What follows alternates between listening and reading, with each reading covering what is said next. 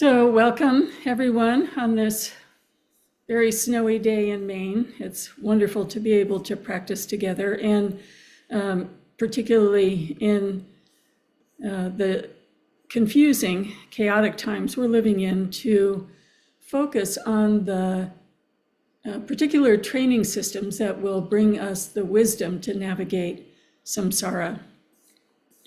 So today we are continuing with Tonglen, which is the significant compassion training in the Tibetan, well, in the Mahayana tradition, not just Tibetan, called sending and taking, working with the breath, and it has 4 stages. And last week we worked with the first stage, flashing on openness bodhicitta, and how to relate to that instruction. And I just want to review that briefly before we go on to the second stage. So in the Tibetan tradition, we always present what we call the definitive view first. So flashing on bodhicitta is flashing on the absolute, the abiding wisdom and compassion mixed with emptiness. And of course, we haven't directly experienced that yet. We may have a conceptual understanding, but most of us don't have an experiential understanding. It's important that we build a bridge between our current understanding as we are, what we experience in our meditation practice, and the direction we're going, so that we have a sense of how to make the practice our own and how to steer our development, know what we lack, know what we need to improve on. So for instance, if I wanted to drive to San Francisco, right now I know how to get to Portsmouth. After Portsmouth, I'd have to get out maps. So in that sense, we present the definitive view. We have a sense of where we're going, and we have a sense of where we are, and our practice becomes bridging that gap. So flashing on the absolute in our current understanding is flashing for a moment on our mind in the most open, relaxed state that we can generate. And later this morning, we'll work with both of the 2 steps in order. But I wanted to go on to the second step today. The second step is very interesting. It's a simple beginning that is fairly non-conceptual, at the same time a direct teaching on essentially where we are right now. Tonglen is synchronized with the breath. So breathing in, breathing out. You might remember from our Lojong studies, Tonglen rides the breath. So when we're breathing in, we're taking in various stages what is difficult, and we're breathing out the light, fresh openness. We begin that process by working with what's called textures, moods, feelings, in essence, a pre-verbal felt sense of claustrophobia, of discomfort, of resistance. One of the things we know is that we have a felt sense and a body reaction to discomfort. So there have been experiments with an amoeba and a sharp needle right next to the amoeba, and the amoeba moves away. So we actually have a cellular reaction to the potential of discomfort. So we want to see how our mind works with that and how intensely we're programmed for self-protection. And we do that by breathing in hot, dense, smoky, oily, bilious colored, malodorous. Not all of them all at once, but choose one that you feel will give you a felt sense of claustrophobia, of stuckness, of resistance. And then on the exhalation, we're breathing out a feeling of cool, bright, lightness, airiness, spaciousness, freshness.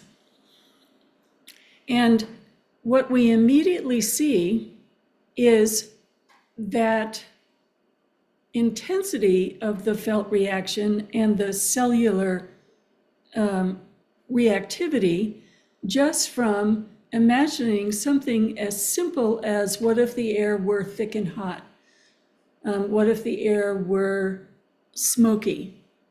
What if there was so much incense in the room that it was uncomfortable?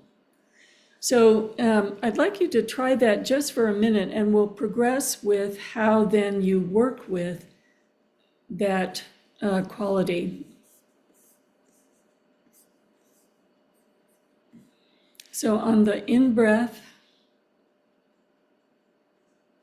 I have a kerosene heater so I can smell a little gas in the room, so that's easy for me to relate to this morning.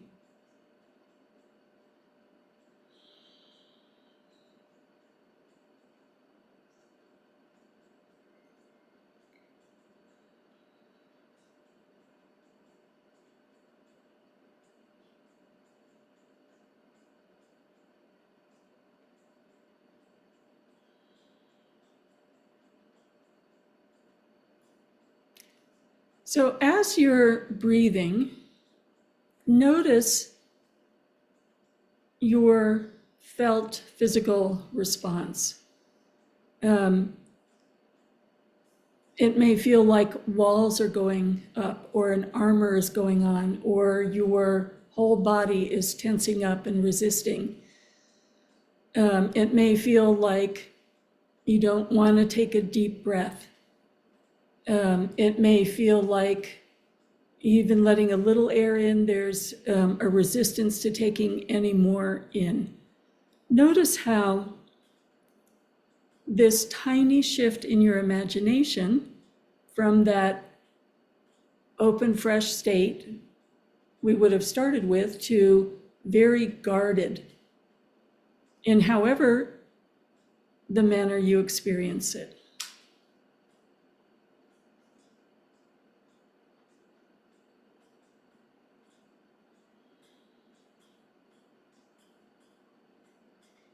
Now, as we're working with breathing in and breathing out, we want to bring our breath into balance. So if your felt sense is very resistant to the in-breath, it may be that you're making the exhalation more generous and longer. So notice the quality of balance of in and out.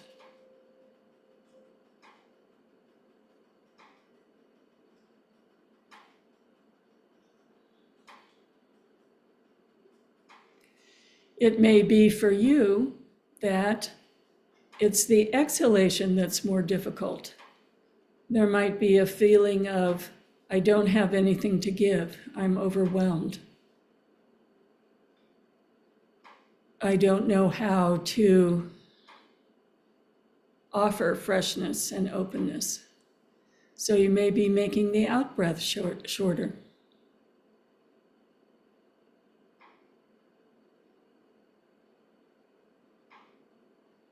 It may be that there's fear arising. What if something gets stuck somewhere in me and I get sick?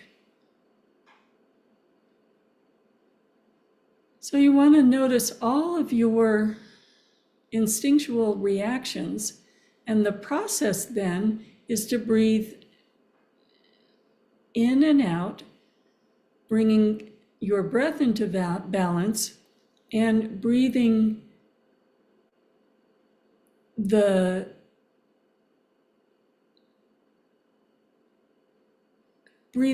with and dissolving any feeling of stuckness. any feeling of fear, any feeling of either resisting or holding back. One way of doing this is to visualize your body as hollow, a big, spacious inner body where everything you breathe in just floats and dissolves. Another way of working with this is, instead of having the breathing localized, breathing through all the pores of your body. And this is one of the traditional explanations. You're breathing not with your nose into your lungs, but through all of your pores, 360 degrees in, and the exhalation radiating out in 360 degrees.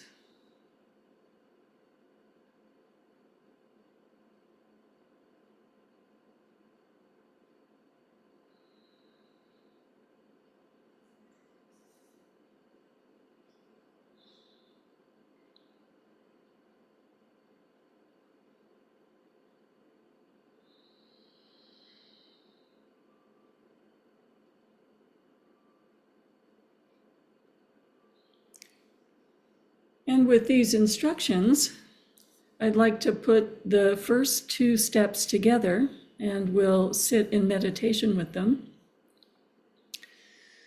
So the first step is flashing on bodhicitta, and I'm going to invite you to work with that by spending maybe 3 minutes settling your mind with shamatha, and then dropping the mindful attention on your breath to openness.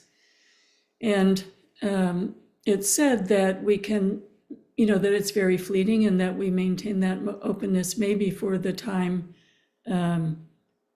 that we can hear the bell ringing, the reverberations of the bell. But let's start with a few minutes of shamatha, and then I'll ring the bell again, and then at that time, flashing on bodhicitta. So starting with shamatha, resting your mind gently on your breath, allowing your mind to settle, allowing your thoughts to calm down, and just returning to the breath over and over again.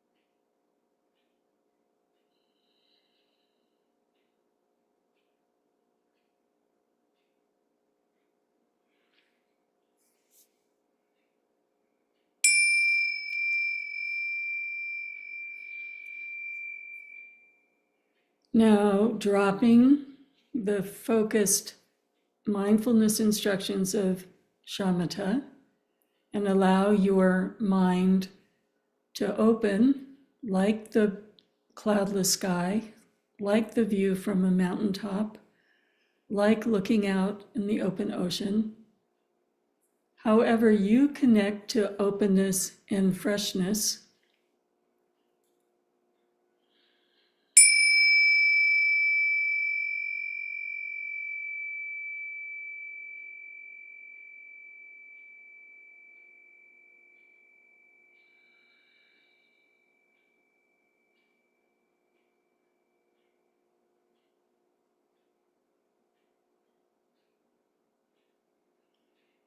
and let's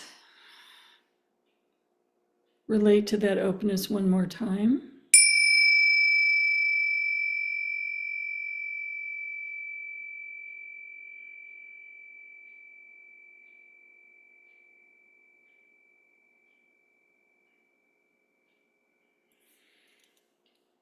Now beginning the sending and taking with textures, mood, feeling.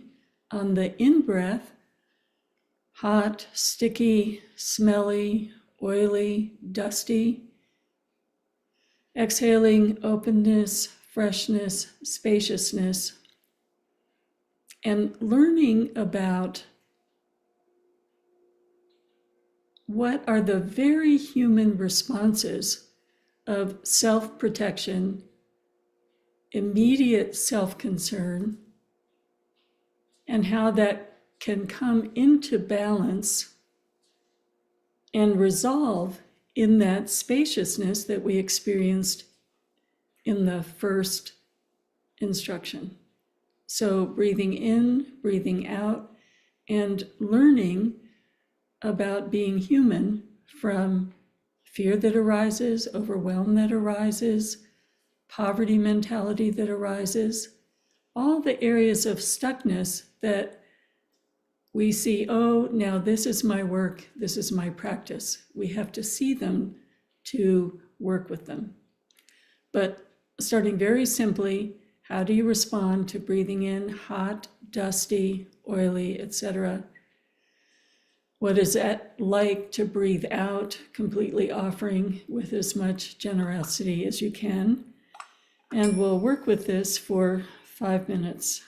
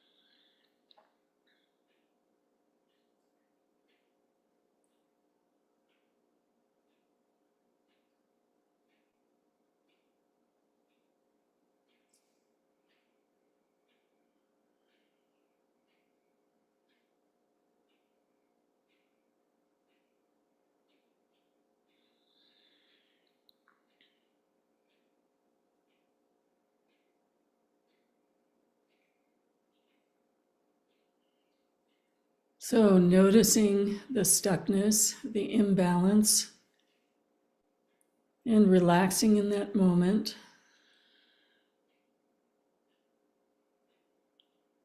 And just using the awareness of the reactivity and resistance to soften.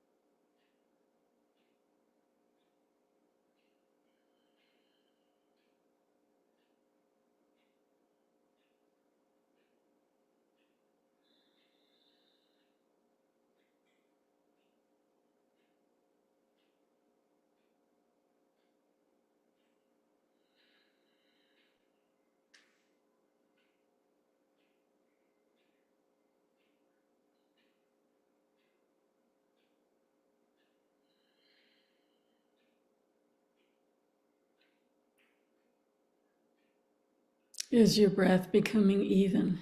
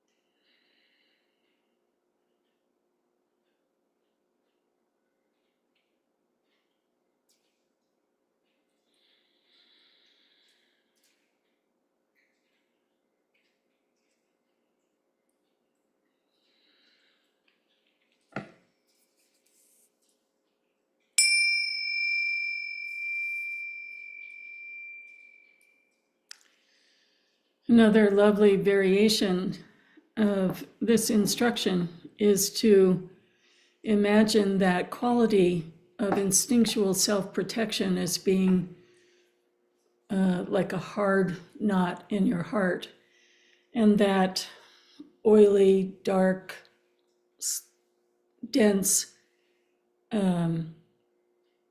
in-breath becomes a light that goes right to the heart and shaves off just a tiniest piece of that instinct of self-protection, gradually wearing it away.